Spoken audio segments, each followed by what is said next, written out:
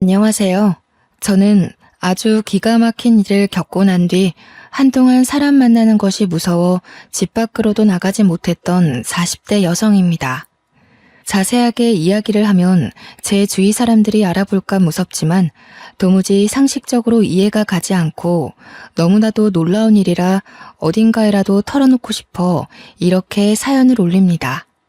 제가 들려드릴 이야기는 몇 년 전 저에게 있었던 일이고 상상도 못할 이야기니 같이 공감해 주시면서 들어주시면 고마울 것 같습니다.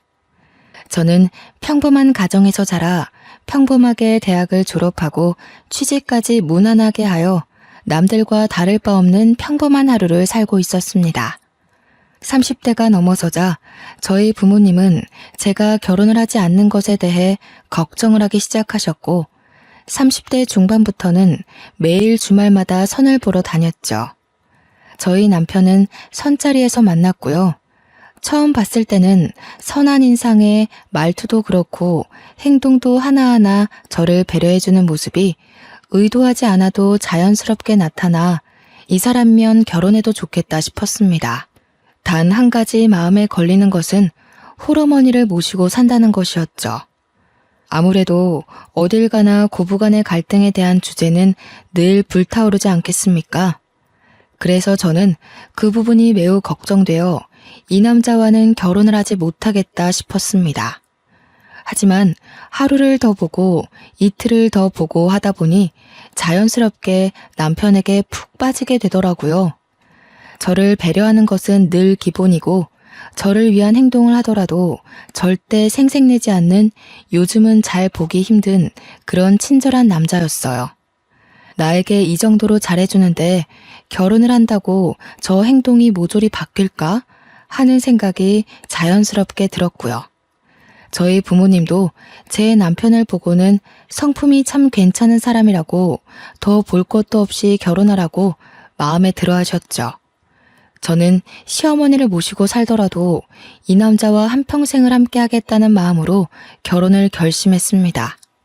물론 친정 부모님도 처음에는 찬성하셨지만 시어머니를 모시고 살아야 한다는 부분에서는 좀 탐탁치 않아 했어요.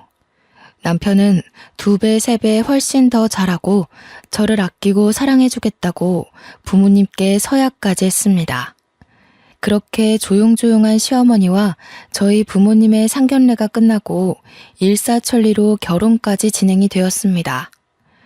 나이가 나인지라 허례허식 없이 아주 빠르고 간략하게 결혼까지 마치게 되었고 저는 조금 두려웠던 시어머니와 합가를 하여 살게 되었습니다.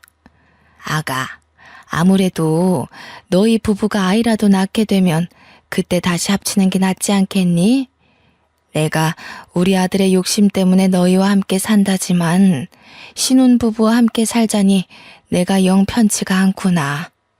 시어머니는 합가를 하자마자 제 눈치를 보시며 따로 살겠다고 하셨어요. 알고 보니 남편이 하나뿐인 시어머니가 넉넉지 않은 형편에 너무나도 많은 고생을 하셔서 말년이라도 편하게 지냈으면 하는 마음에 분가를 하지 않은 것이었어요. 남편은 제게 2번, 3번 약속했습니다.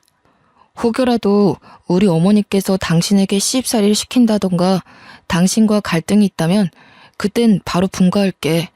하지만 나를 한번 믿어보고 우리 어머니께 벽 없이 딱 한 번만 다가와줘. 저는 남편의 약속을 믿었고 남편 말대로 어머니께 허물없이 다가가 보기로 했습니다. 아직 시작도 안 한 시집살이에 미리 겁먹을 필요는 없으니까요. 하지만 제가 겁을 먹은 것이 아주 멍청한 행동이었다는 걸 증명하듯 시어머니께서는 정말 제 손에 물 한 방울 안 묻게 해주셨습니다. 저나 남편이나 둘 다 맞벌이였기 때문에 점심은 밖에서 먹는다고 쳐도 저녁만큼은 꼭 집에서 먹기로 약속하였는데 항상 퇴근하고 오면 진수성찬이 차려져 있었어요. 매번 이렇게 차리시는 게 힘들겠다 싶을 정도로 어머님의 손맛이 담긴 정성스러운 반찬이 어찌나 감동적이던지 식사가 끝나고 제가 뒷정리라도 할라치면 시어머니께서는 제게 버럭하셨어요. 그 귀한 손을 물을 왜 묻혀? 그렇게 쓰는 손 아니다, 아가야. 내가 아직 정정하니 집안 살림은 내가 하게 해주련? 그래도요, 어머님. 설거지 정도는 제가 할 수 있는걸요. 바깥일 하고 와서 무슨 설거지를 한다고 그래. 우리 아들이 하면 모를까. 우리 아가는 들어가서 씻고 얼른 누워 자. 내일 아침에도 출근해야 하는데, 응? 가서 쉬어, 어서. 저는 어안이 벙벙할 정도로 공주님 대접을 받았습니다. 저희 친정에서도 저를 이렇게까지 대접해주지 않았었는데 말이에요. 남편은 저에게 오히려 어머님과 같이 사는 게 불편할 수 있는데 내색 한 번 안 해주고 고맙다면서 저를 더 아끼고 사랑해 주었습니다. 저는 이 모자의 사랑과 친절, 그리고 배려까지 한 몸에 받으면서 몸둘 바를 모를 정도로 행복한 하루하루를 보내고 있었어요.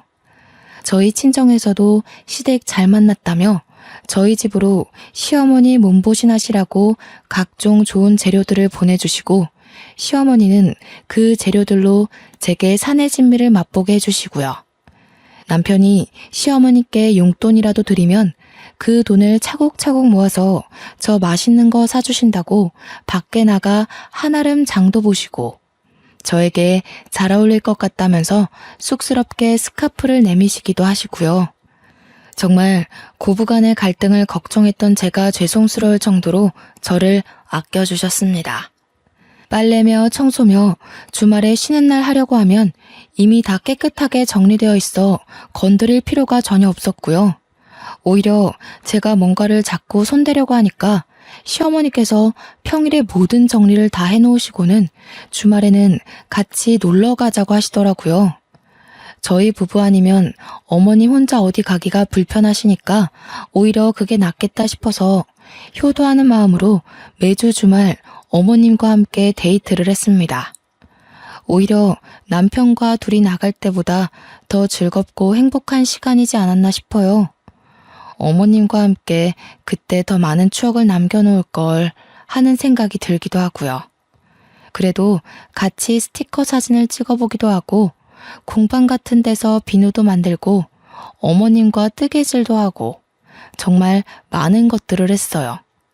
처음 스티커 사진을 찍을 땐 찰칵하는 소리에 놀라 소리를 지르기도 했었고요. 사진의 얼굴이 죄다 잘려서 나와 여러 번 찍기도 했죠. 공항에서 만든 비누는 아까워서 사용도 못하고 아직까지 제 서랍에 보관 중이랍니다. 어머님과 뜨개질로 만든 조끼, 목도리, 가방, 셀 수 없이 많았죠.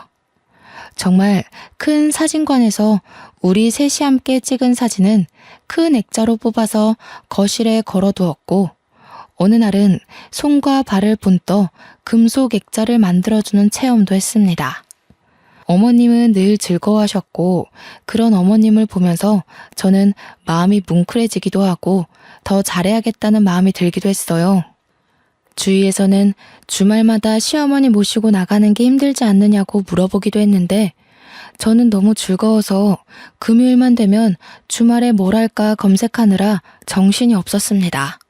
손도장, 발도장, 액자를 만들고 온 날 어머님께서 또 용돈으로 드린 돈으로 제게 작은 귀걸이를 선물해 주셨어요. 어머님, 자꾸 제 선물 사지 마시고 우리 어머님 거 사셔요.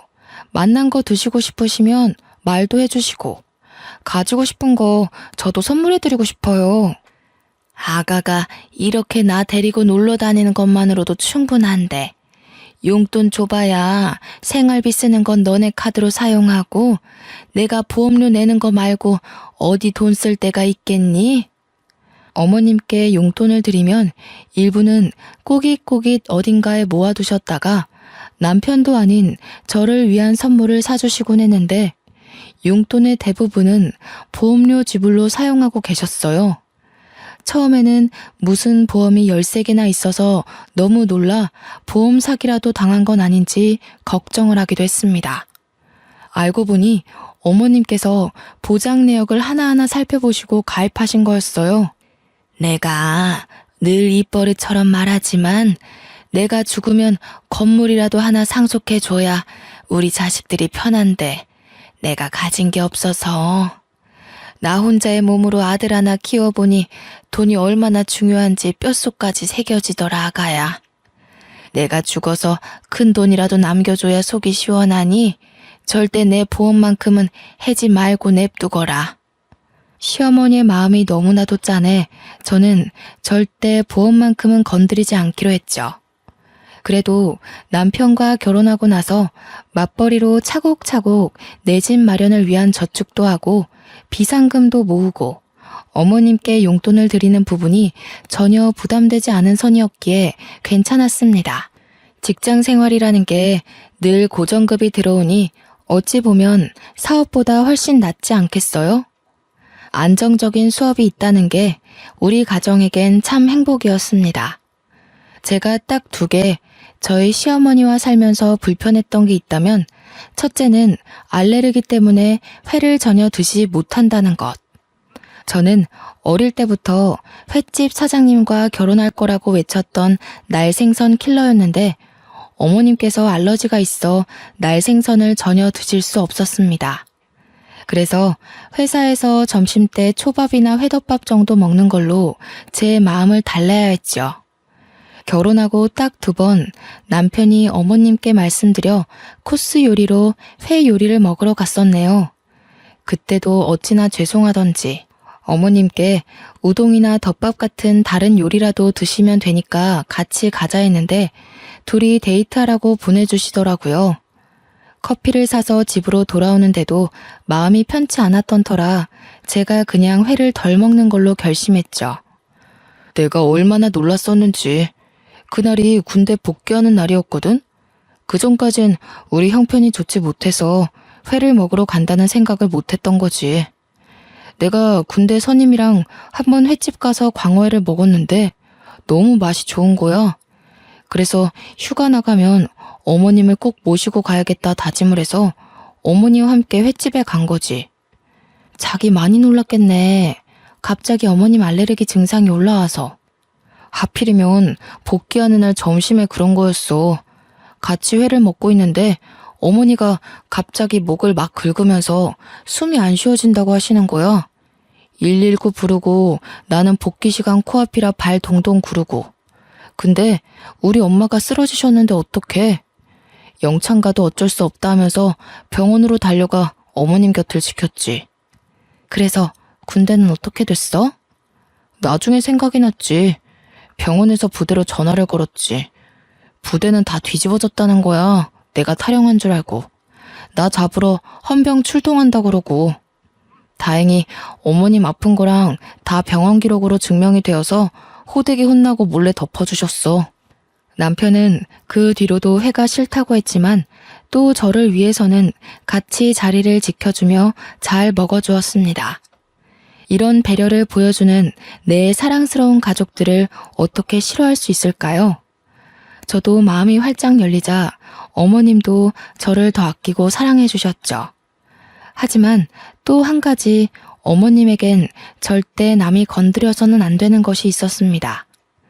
그게 제가 불편했던 2번째 이유인데요. 바로 애착 이불이 없으면 잠을 못 주무신다는 것이었습니다. 아가야, 내 이불 못 봤니? 그거 너무 때 같아서 빨래하려고 세탁기에 넣어뒀어요. 안 된다. 그거 절대 빠는 거 아니야. 아가, 제발 내가 부탁했잖니.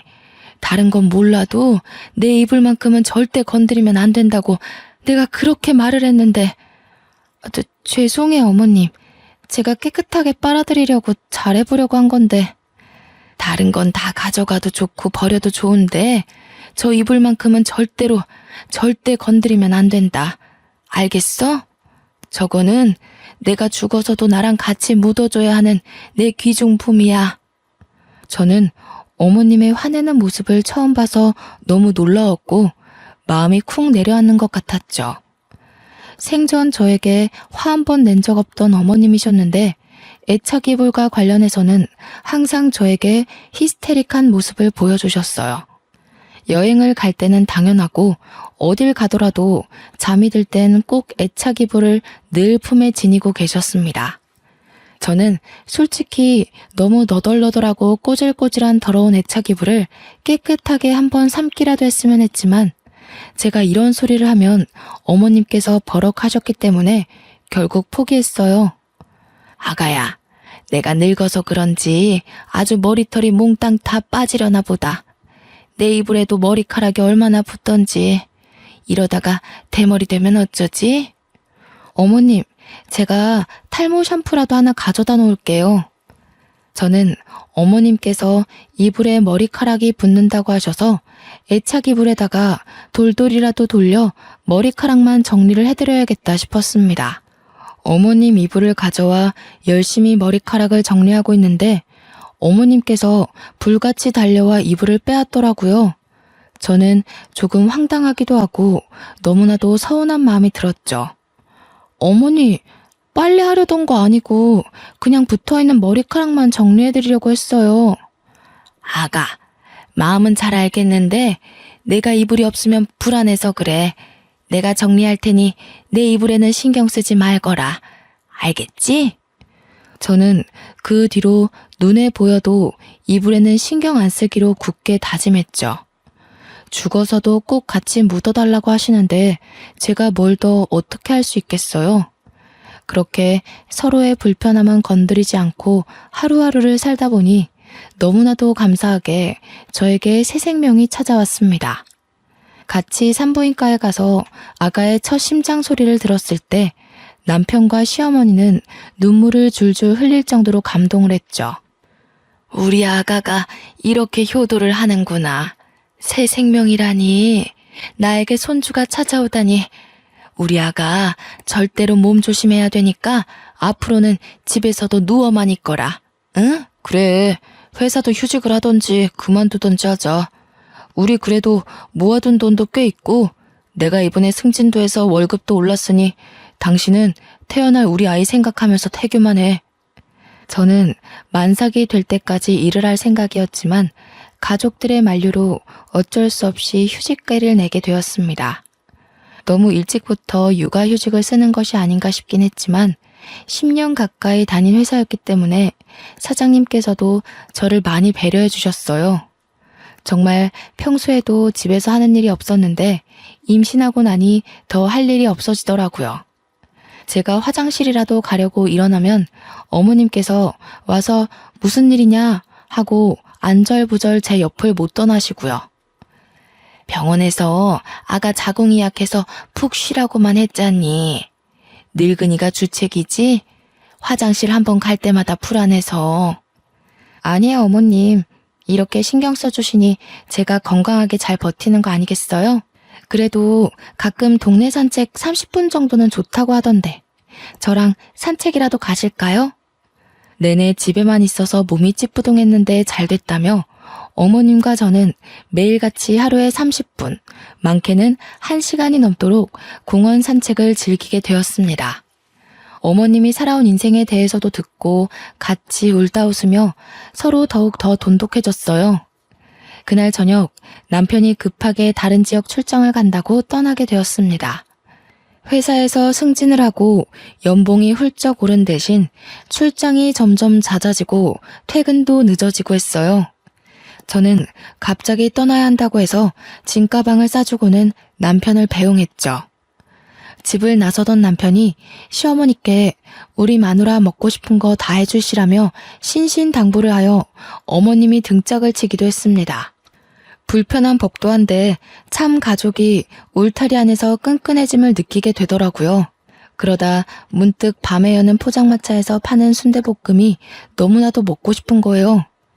여기가 주거도시이긴 하나 지방에 있는 작은 소도시로 큰 병원도 없고 음식점도 많지 않고 인프라가 잘 되어 있는 그런 동네는 아니었어요. 야식 배달도 안 되는 동네 밖을 조금만 나가면 있는 포장마차에서 파는 순대볶음이 정말 매콤하고 맛있었거든요. 하지만 밤 시간이 너무 늦었고 남편도 없어서 먹고 싶은 마음을 꾹 참았죠. 차를 타고 가면 5분 거리인데 걸어가려고 하면 구불구불 비포장도로 같이 횡단보도도 길을 건너야 해서 밤에는 위험했습니다. 근데 때마침 어머님과 TV 채널을 돌리는데 딱 순대볶음이 나오는 거예요. 너무 먹고 싶은 마음에 맛있겠다 하고 말로 뱉어버리고 말았죠. 아가, 순대볶음이 먹고 싶니? 저 앞 사거리 지나서 포장마차촌에 팔지 않을까? 내가 다녀오마. 어머님, 밤길이라 너무 위험해요. 거기 가려면 횡단보도도 없는 비포장도로를 건너야 하는데 저 괜찮아요. 참을 수 있어요. 우리 손주가 먹고 싶다는데 어떻게 참니? 아가, 거기다가 네 남편이 하는 말 들었지? 먹고 싶은 거 다 해주라고.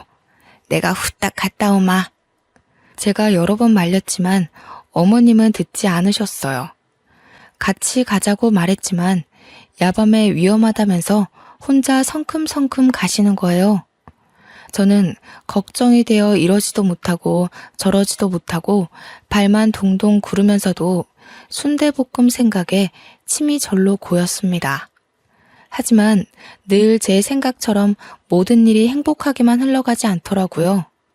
정말로 제가 우려했던 대로 횡단보도가 없는 어둑한 길을 건너시다가 시어머니를 채 보지 못한 엄청나게 큰 냉동 탑차가 시어머니를 치고 말았습니다. 교통사고가 아주 크게 났고 결국 저희 어머님은 세상을 떠나시게 되었습니다. 처음 응급실에서 전화를 받았을 때 저는 아무것도 하지 못하고 멍하니 거실에 서 있었어요. 눈물이 줄줄 흘러나오기 시작하면서 남편에게 전화를 걸었고 콜택시를 불러 병원으로 달려갔습니다. 처참한 모습으로 시신이 되어버린 어머님을 보면서 제 몸에 뭐가 묻는지도 모른 채 어머님을 끌어안고 엉엉 울었습니다. 출장을 나섰다가 연락을 받고 황급히 돌아온 남편은 제정신이 아닌 것처럼 보였습니다. 같이 어머님을 끌어안고 엉엉 울다가 병원 관계자들의 제지로 비켜서게 되었죠. 장례를 준비하고 염을 해야 하는데 저는 임신 중이니까 들어오지 말라고 하더라고요. 아무래도 시골 병원이다 보니 미신 같은 것도 다들 믿으시고 저는 그렇게 어머님 하시는 장면도 보지 못한 채 상복을 입고 장례를 치렀습니다. 힘들지? 임신한 몸으로 장례까지 치르려니. 들어가서 좀 쉴래? 나 때문이야. 내가 순대볶음만 먹고 싶다고 안 했어도 나 때문에 돌아가신 건데 내가 어떻게 편히 쉴 수 있겠어. 아니야. 내가 당신 꼭 먹고 싶은 거 다 해주라고 해서 이렇게 된 거야. 순대볶음 먹고 싶은 걸 어떻게 참어. 임신까지 했는데. 우리 어머님 손주 생겼다고 너무너무 잘해줄 거라고 나한테 몇 번이나 고맙다고 했는데 이렇게 가시면 내가 어떻게 보내드려. 저는 몇 날 며칠을 울면서 어머님 생각만 하며 보냈습니다. 저에게 순대볶음이 식지 않을 때까지 돌아오겠다며 웃으며 떠나신 모습이 마지막이라는 사실이 정말 믿기지 않았고요. 결국 자책과 눈물을 반복하다 유산기가 보여 병원에 입원까지 하게 되었습니다. 무너져버린 남편은 제게 울면서 말했어요. 당신까지, 우리 아이까지 잘못되면 나 너무 힘들 것 같아. 제발 편하게 마음 먹고 쉬어, 응? 저는 남편 말대로 병원에서 휴식을 취하기로 했습니다. 영양제다 뭐다 주렁주렁 매달아 놓은 주사들과 함께 병원 이곳저곳을 둘러보는데 참 이런 곳에서 어머님의 장례를 치렀다는 게 죄송스럽더라고요. 마지막 가시는 길 정말 좋은 병원에서 장례라도 치렀어야 했는데 하는 마음이 들더라고요. 남편도 마음이 많이 힘들 텐데 오히려 저를 위로해주고 저희는 서로를 의지하며 그렇게 버텨냈고 저는 일주일 만에 퇴원을 하게 되었습니다. 집에 돌아와 어머님의 유품을 정리하는데 도무지 이불만큼은 버릴 수가 없겠더라고요. 어머님께서 꼭 이불도 같이 묻어달라고 하셨었는데 차마 어머님의 흔적이 가장 진하게 묻은 이불을 같이 보낼 수 없더라고요. 같이 보낼 수 없었어요. 제가 너무나도 사랑했고 그리워하는 어머님이기 때문에 제 이기심에 이불만큼은 제가 꼭 끌어안고 있었죠. 보자기에 곱게 싸서 제가 언제든 그리울 때마다 꺼내보려고 장롱 속에 넣어두었습니다. 그렇게 정신없이 하루 이틀을 보내고 있는데 보험회사에서 연락이 막 오더라고요. 어머님께서 살아생전 들어놓으셨던 생명보험들에서 사망신고가 접수되었으니 보험금을 수령하라는 연락이었어요. 남편 통장으로 모두 수령을 했고 그 금액에 저희는 2번 놀라고 말았습니다. 무려 20억가량의 보험금이 통장으로 들어온 거예요. 생전에 건물 한 채에 못 물려주고 미안하다고 몇 번이나 제 손을 잡고 쓴웃음을 짓던 어머니께서 보험금을 이렇게 남겨주시다니 저는 또 한 번 눈물을 터뜨렸죠. 남편은 그동안 진심으로 어머니와 함께 행복한 추억을 만들어줘서 고맙다고 앞으로 행복하게 살자고 하더군요. 저희는 그렇게 새로운 출발을 결심했습니다. 하지만 그것도 잠깐이었어요. 아주 충격적인 일이 그 이후에 발생했습니다. 제가 임신 4개월에 접어들 무렵이었습니다. 집에 갑자기 누군가 찾아왔어요. 남편은 출근하고 없었고 친정 부모님은 여행을 떠나셨기 때문에 집에 찾아올 사람도 없어서 누군가 하고 인터폰으로 밖을 보니 어머님이 서 계신 게 아니겠어요. 저는 너무 놀라 소리도 지르지 못하고 멍하니 현관문 앞에 서 있었습니다.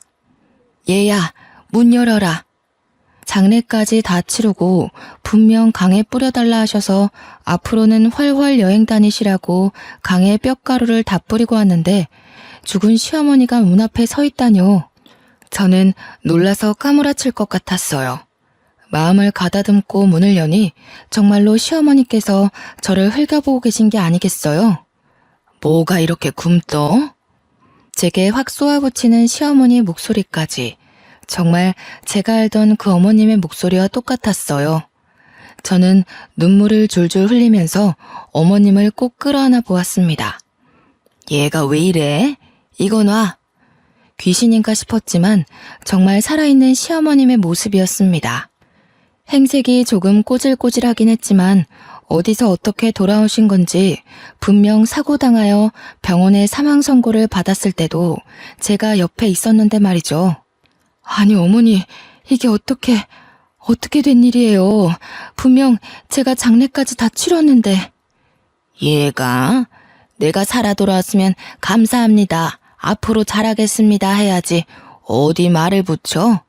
그럼 내가 뭐 무덤에서 살아 돌아왔을까봐? 사고당해서 죽은 게 내가 확실해? 나 이렇게 살아있잖아. 시어머니께서 제게 호통을 치며 죽은 게 내가 맞냐고 하니 갑자기 혼란스러웠어요. 분명 제가 시체로 시어머니를 뵙긴 했지만 시신이 차에 심하게 깔려 훼손된 상태였고 저도 시어머니의 말을 들으니 제가 본 게 진짜가 맞는지 의심이 들었고요. 저는 남편에게 전화를 걸어 이 사실을 모두 말했고 남편은 헐레벌떡 집으로 돌아왔습니다. 시어머니와 똑같은 얼굴, 똑같은 목소리를 듣고 남편도 오열을 했고 저희는 시어머니의 말대로 시신을 착각해서 시어머니인 줄 알고 장례를 치렀다고 생각했어요. 어머니, 그동안 어디 계셨길래 3주가 넘도록 행방이 묘연하셨던 거예요? 내가 글쎄 말하자면 긴데 아무튼 사고를 좀 당해서 기억이 안 난다. 이제서야 겨우 기억이 나서 더듬더듬 집으로 찾아왔더니 내가 죽었다지 뭐냐? 배고픈데 뭐 좀 먹을 거 없니? 뭐라도 시켜 먹든 아니면 밥 좀 해와라. 며느리가 돼가지고 빠릿하게 움직이지 않고 못 배워먹은 것처럼 멍하니 그러고 있니? 제게 단 한 번도 싫은 소리를 한 적 없던 어머니께서 그런 말을 하시니 조금 놀라웠지만 사고를 당해 기억을 단편적으로 잃으셨다고 하시니 저도 별 의심 없이 밥을 차렸습니다. 생전에 어머님께서 좋아하시던 나물 반찬을 잔뜩 사와서 밥상을 차리니 젓가락을 탁 놓으시더라고요. 내가 배가 고파서 반찬 사오는 시간까지 기다렸는데 고작 나를 대접하는 게 나물 반찬이야? 어디 회라도 떠오는 줄 알고 기다렸더니 안 먹어. 저는 회를 찾는 시어머니에게 의문이 들었지만 3주 만에 다시 찾아오신 건데 고기라도 내어드렸어야 했다고 생각하면서 죄송하다고 했죠. 그 뒤로 저는 임신해서 점점 배가 불러오는 몸으로 어머님을 극진히 대접했습니다. 저에게 단 한 번도 시킨 적 없었던 속옷 빨래도 직접 하고 어머님 잠자리에 드실 자리끼까지 손수 준비했죠. 어머님은 당연하다는 듯 저의 대접을 받으셨지만 제가 임신 7개월쯤 되었을 때 저는 점점 의심이 들었습니다. 여보, 아무리 생각해도 이상해. 당신은 이상한 부분이 없어? 나도 조금 의심이 들던 참이야. 지난번에 횟감 떠왔더니 아무렇지 않게 드시는 거 봤지? 우리 어머니 알러지 때문에 생선회를 드시지 못한 분이셨어. 그것뿐만이 아니야. 내가 내 입으로 말하기 부끄럽지만 같이 살면서 단 한 번도 내게 일을 시키신 적 없던 어머니셨어. 근데 지금은 물까지 내가 떠다 드려야 돼. 임신한 몸이라고 움직이는 것도 조심해야 된다고 하셨던 분이 잡일까지 다 나를 시키시고 거기다가 늘 그랬듯 산책을 가자고 하니 놓친 내 무릎 생각은 안 하냐고 내게 소리까지 지르셨어. 혹시 어머니께서 이불은 안 찾으셨어? 그게 제일 수상해. 이불만큼은 내게 건드리지도 못하게 하고 그거 없으면 잠도 못 주무셨잖아. 근데 이불 이야기를 단 한 번도 꺼내지 않으셨어. 나도 일부러 이불 이야기를 안 했고. 아무리 생각해도 모습은 우리 어머니가 맞는데 우리 어머니가 아닌 것 같아. 사고를 당했다고 하시는데 아무리 봐도 그런 후유증이나 흔적도 없고 사고를 당했다고 체질이 바뀌는 건 아니잖아. 저희는 의심이 확신이 되었고 어떻게 하면 돌아온 시어머니가 우리 시어머니가 아니라는 걸 밝힐 수 있는지 고민을 했어요. 아니라고 하기엔 너무나도 똑같은 얼굴, 똑같은 목소리. 저희는 정말 정신이 파괴되는 것 같았죠. 그러다 문득 DNA 검사가 떠올랐어요. 저는 보자기에 꽁꽁 싸맨 어머님의 애착 이불을 꺼냈고 애착 이불에서 어머님의 머리카락을 발견할 수 있었습니다. 남편과 저는 이불에서 찾은 머리카락과 돌아온 어머님의 칫솔이며 떨어진 머리카락 등을 주워 유전자 검사 기관에 의뢰를 했습니다. 일주일 정도 걸린다는 말에 어찌나 피가 마르던지 정말 상상도 못할 긴장감에 손발이 차게 식는 기분이었습니다. 일주일 뒤 기관에서 연락이 왔고 저와 남편은 한달음에 달려갔어요. 그곳에서 정말 충격적인 결과를 받았습니다. 99.9% 일치한다는 결과였어요. 유전자가 일치한다니 그 말은 즉슨 저희 시어머니가 맞다는 이야기가 아니겠어요? 저와 남편은 정말 이 사태를 어떻게 받아들여야 할지 정신이 나가버렸습니다. 하지만 유전자까지 일치하는 마당에 가짜라고 의심할 수도 없는 상황이었습니다. 저는 점점 불러오는 배를 움켜쥐고 어머니의 수발을 더욱 열심히 들었습니다.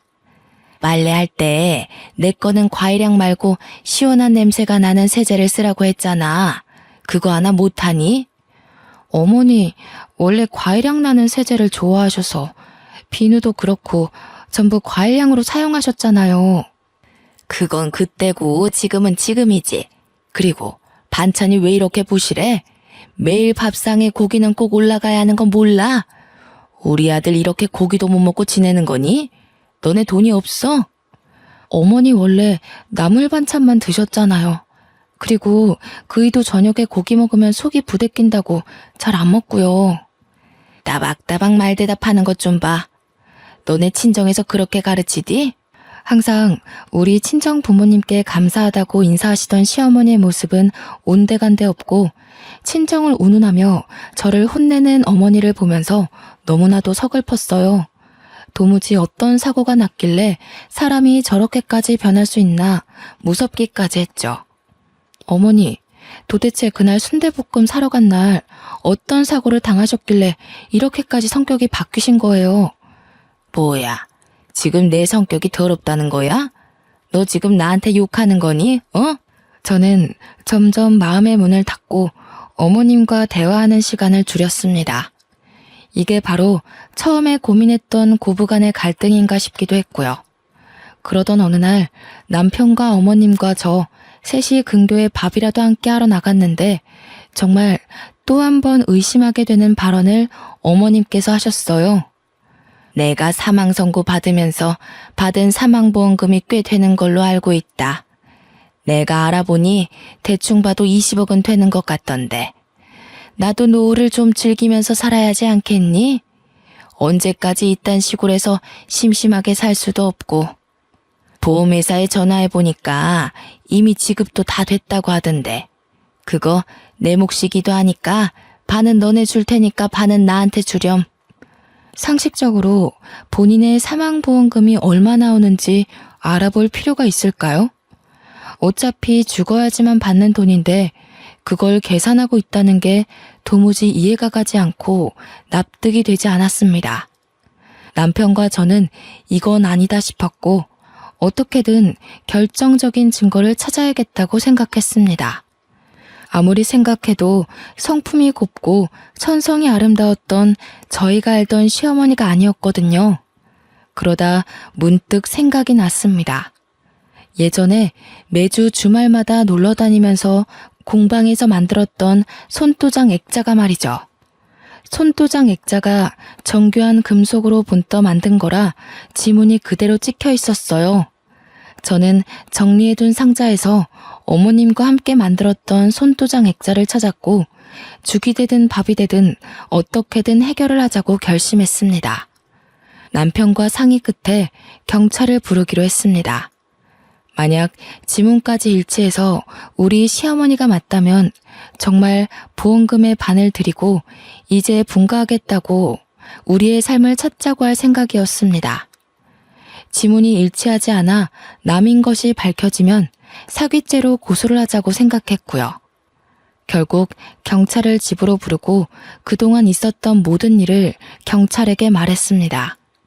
어머님께서 분명 사고를 당하셨고 저희가 영안실에서 시신 확인까지 마친 뒤 장례를 치렀습니다. 시신은 화장해서 강에 뿌린 탓에 유골로는 DNA 검사를 할 수 없어서 생전 어머님께서 남겨두신 물품에서 채취해 DNA 검사를 했고 요망한 기집애, 나 몰래 DNA 검사까지 했어? 어쩐지 욕실에 칫솔이 없더라니. 그래서 뭐라 그러디? 일치한다고 했겠지. 네, 맞아요. 일치한다고 떴어요. 하지만 저희가 알던 어머님의 모습과 너무 달라 어쩔 수 없이 경찰에 신고를 하게 되었습니다. 아니, 유전자까지 일치하는 마당에 내가 너희의 가족이라는 걸 이렇게까지 부정해야겠니? 키워봐야 소용도 없다더니 은혜도 모르는 것들. 어떻게 이 늙은 노모에게 이런 짓까지 하는지. 지금 말씀하시는 걸로만 추론하자면 이분이 결국 본인들 시어머니가 맞다는 이야기 아닙니까? 그래서 지문 검사를 해보려고요. 지문까지 일치하는지 알고 싶어서요. 저는 손도장을 경찰에게 넘겼고 경찰은 이 사건 자체가 아주 의문이 남는 부분이니만큼 지문 검사를 하겠다고 했습니다. 시어머니께서는 조금 당황한 듯 싶었어요. 배은망덕하게 이렇게까지 해야겠어? 앞으로라도 잘 모시고 행복하게 살자 하면 될 것을. 경찰서로 가지 않으려고 버팅기시다가 결국 경찰에게서 협조 요청을 받자 마지못해 경찰서로 가셨고 그곳에서 지문 채취가 이루어졌습니다. 그리고 모든 사건의 전말을 알게 되었습니다. 지금 지문이 일치하지 않는 것으로 판명되고 있습니다. 자세한 건 저분을 더 조사해봐야 할 것 같으니 내일 다시 연락드리겠습니다. 지문이 일치하지 않는다는 이야기였어요. 저희는 망치로 세게 얻어맞은 것 같은 충격을 받았고 일단 집으로 돌아가라는 경찰의 말에 남편과 함께 집으로 돌아왔습니다. 다음날 경찰에게서 모든 조사가 끝났다고 연락이 왔고 저와 남편은 한달음에 경찰서로 갔습니다. 시모의 행세를 하던 시모와 똑 닮은 사람은 유치장에 갇혀 있었고 저희를 노려보면서 고래고래 소리를 지르고 욕을 했습니다. 배은망덕한 것들! 거참 조용히 하시고요. 저희가 조사를 마친 결과 저 유치장에 계신 분은 가족분들의 시어머니가 아니라 돌아가신 분의 쌍둥이 언니로 밝혀졌습니다. 쌍둥이 언니요? 저는 어머니께 단 한 번도 쌍둥이 언니가 있다는 말을 들어본 적이 없습니다. 그도 그럴 것이 쌍둥이라 태어나자마자 언니분은 친척 집으로 입양을 갔던 걸로 기록이 되어 있습니다. 일란성 쌍둥이라 유전자까지 일치했지만 쌍둥이더라도 지문은 다르게 나오거든요. 이후에 저분이 여러 번 사기를 치고 돈을 빌리고 갚지 않고 도망다니는 생활을 해서 호적도 말소가 되어 있는 상태고요. 아마 친척 집으로 입양을 갔기에 가족관계 증명서에도 따로 기록된 부분이 없었을 겁니다. 그럼 저희 시어머니가 아니라 시어머니 언니고 시어머니 행세를 하여 금품을 갈취하려고 했다는 건가요? 네, 맞습니다. 어떻게 보험금을 노리고 들어온 것으로 보여지고요. 이미 전과가 여러 개 있어서 실형을 면하긴 어려울 것 같습니다. 명의 도용 부분도 그렇고 금품을 갈취하려고 했던 증거도 발견되었습니다. 결국 시어머니 행세를 하던 시어머니의 쌍둥이 언니는 그렇게 허무하게 구치소에 수감이 되어 재판을 기다리게 되었습니다. 집으로 돌아와 짜릿해오는 배를 붙잡고 저는 어머님의 애착 이불을 끌어안고 엉엉 울었습니다. 돌아가셔서까지 이렇게 고통을 받아야 하나 싶어 너무나도 안쓰럽고 측은했어요. 이불을 감싸 안고 엉엉 우는데 미처 몰랐던 가장자리 한 구석에서 딱딱한 뭔가가 느껴졌습니다. 저는 남편에게 가위를 가져오라 하여 그 모서리 부분을 도려냈습니다. 그곳에는 어머님의 인감도장과 통장, 그리고 꾸깃꾸깃 접혀있는 현금 뭉치들이 나왔어요. 저희가 용돈을 드릴 때마다 남은 쌈짓돈들을 모아 통장에 입금하고 미처 입금하지 못한 현금들을 거기에 모아두셨던 겁니다. 통장에는 우리 며느리 아들 용돈이라고 서투른 한글로 적혀 있었고요. 저희가 드렸던 용돈을 본인을 위해 쓰지 않으시고 이렇게 하나하나 모아두신 것도 너무나도 마음이 아팠어요. 이런 돈으로 저에게 맛있는 것도 사주시고 스카프도 사주시고 했던 걸 생각하니 정말 가슴이 너무나도 저렸습니다. 보험금까지 큰 돈 남겨주시고 떠난 어머님을 생각하면 아직도 제 마음이 너무나도 아픕니다. 저는 이후 건강하게 아들을 출산했습니다. 회사에는 양해를 구하고 퇴사를 했고요. 지금은 벌써 시간이 꽤 흘러 아이도 유치원에 갈 나이가 되었습니다. 어머님이 살아계셨더라면 정말 저희 아이를 너무나도 예뻐해 주셨을 텐데 하는 마음이 들지만 분명 하늘에서 저희를 지켜주고 계실 거라 믿고 있습니다. 앞으로 이런 일은 두 번 다시 겪지 않았으면 하는 마음이 드는 하루입니다. 저는 지금 너무나도 행복하답니다. 여러분들도 행복한 하루 보내세요.